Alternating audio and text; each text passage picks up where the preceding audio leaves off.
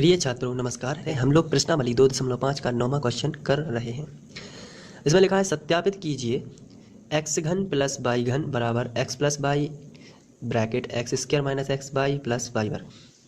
तो इसके लिए हमको RHS ले लेना है। सबसे पहले तो RHS लेने पर और RHS में आपको ये लिख देना है एक्स प्लस वाई और एक्स वर्ग minus x y plus y वर्ग। हमें LHS के बराबर RHS सिद्ध कर देना है। तो इससे हम लोग क्या कर रहे हैं, RHS से LHS निकाल लेंगे।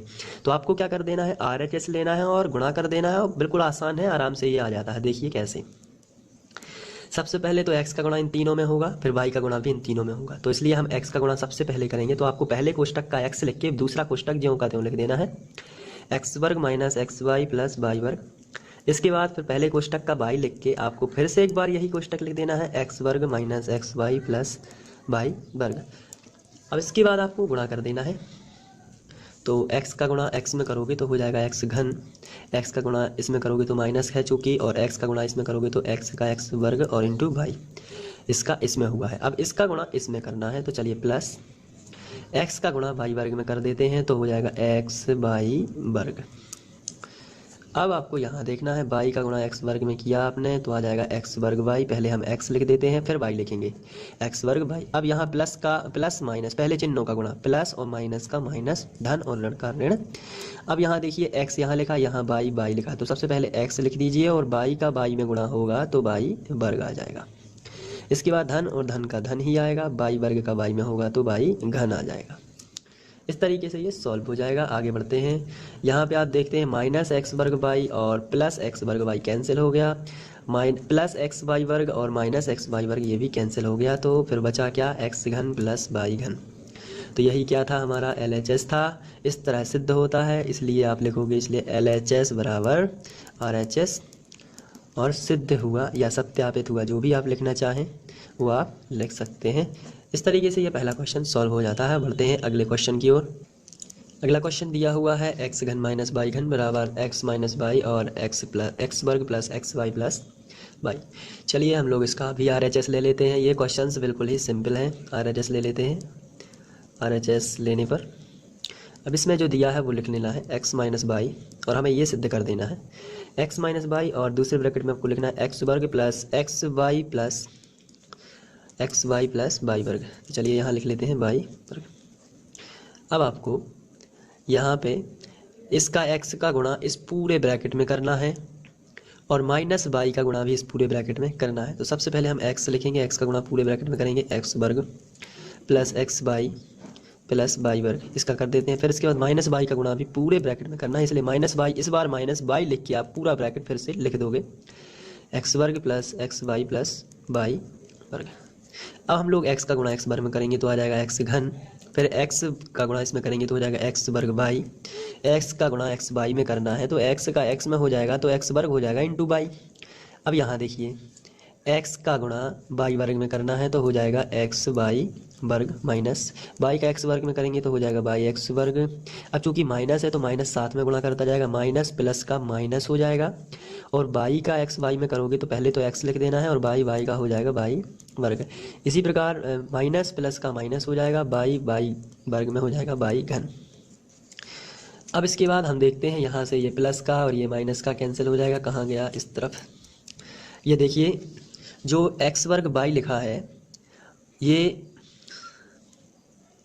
ये वाला x वर्ग y है तो वे प्लस माइनस के कैंसिल हो जाएंगे। ये एक्स वाई वर्ग लिखा है और ये भी एक्स वाई वर्ग, प्लस माइनस का कैंसिल। तो फिर फाइनली हमको क्या प्राप्त हुआ, एक्स घन माइनस वाई घन।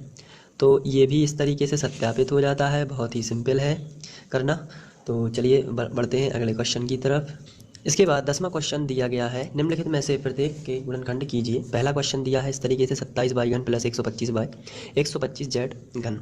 तो इसको चलिए लिख लेते हैं। सबसे पहले तो आपको लिख लेना है 27 वाई घन प्लस 125 जेड घन। अब 27 को हम 3 का घन लिख सकते हैं तो इसलिए पूरे को हम 3 वाई का घन लिख सकते हैं, प्लस 125 को हम 5 का घन लिख सकते हैं, इसलिए पूरे को हम 5 जेड का घन लिख सकते हैं। अब जब ये हमने लिखा हुआ है तो ये बन गया a घन प्लस b घन। और इसकी सर्वसमीका आपको याद कर लेनी है। ये होती है ए घन धन बी घन बराबर ए धन बी और ए वर्ग धन बी वर्ग ऋण ए बी। ये वाला सूत्र आपको याद कर लेना है इस क्वेश्चन को करने के लिए। ए घन धन बी घन बराबर ए धन बी ए वर्ग धन बी वर्ग ऋण ए बी। इस तरीके से आपको याद कर लेना है। चलिए अब इसमें आपको मान रख देना है। ए का मान है 3y और बी का मान है 5z। तो आप यहाँ लिख सकते हैं ए बराबर कितना हो जाएगा 3y और बी बराबर कितना 5z। तो इसमें रख देना है। तो ए का मान कितना है तो आंसर है 3y। बी का मान कितना है 5z। यहाँ देखिए ए का मान कितना है 3y का वर्ग तो हो जाएगा 3y का वर्ग प्लस बी का मान कितना है 5z का वर्ग माइनस ए का मान कितना है 3y इंटू बी का मान 5z। बहुत ही सिंपल से क्वेश्चन है ये, आपको गुणा बसाना चाहिए। तो ये हो जाएगा 3y प्लस 5z और यहाँ हो जाएगा 3 का 9y वर्ग और 25z वर्ग माइनस 5 या 15 इस तरीके से ये इसका आंसर आ जाएगा। बहुत ही सिंपल है।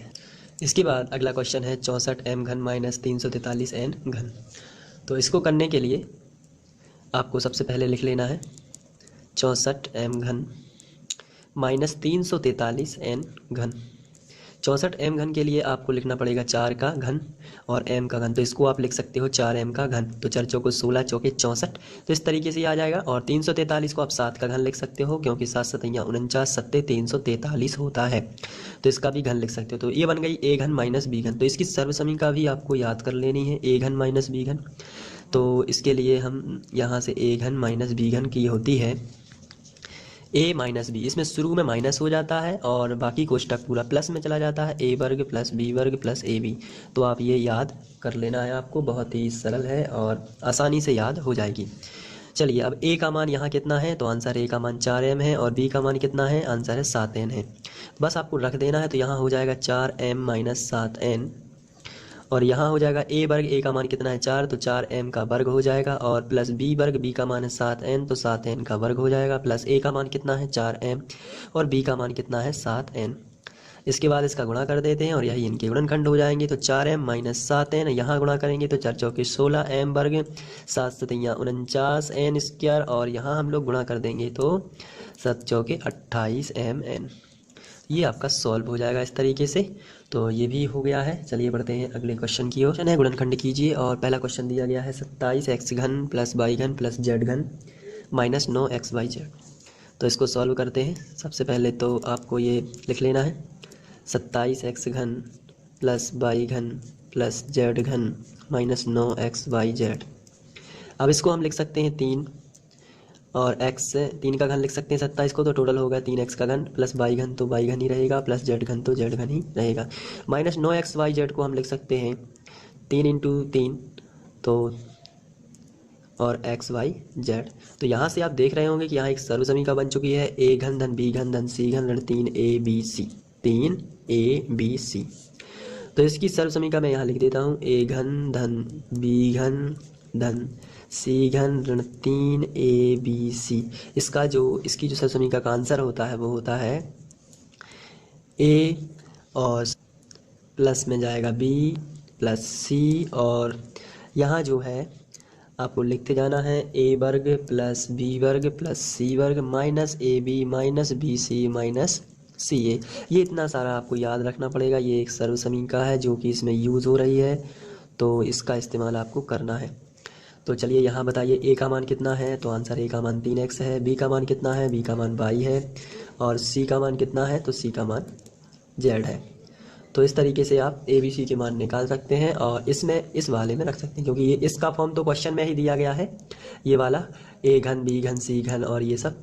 बाकी इसका इतना आंसर आपको लिखना है। तो चलिए मैं यहाँ करा देता हूँ a plus b plus c यानी 3x plus y plus z 3x plus y plus z। ये हो जाएगा इसका ब्रैकेट। चलिए अब अगला ब्रैकेट लगा देते हैं।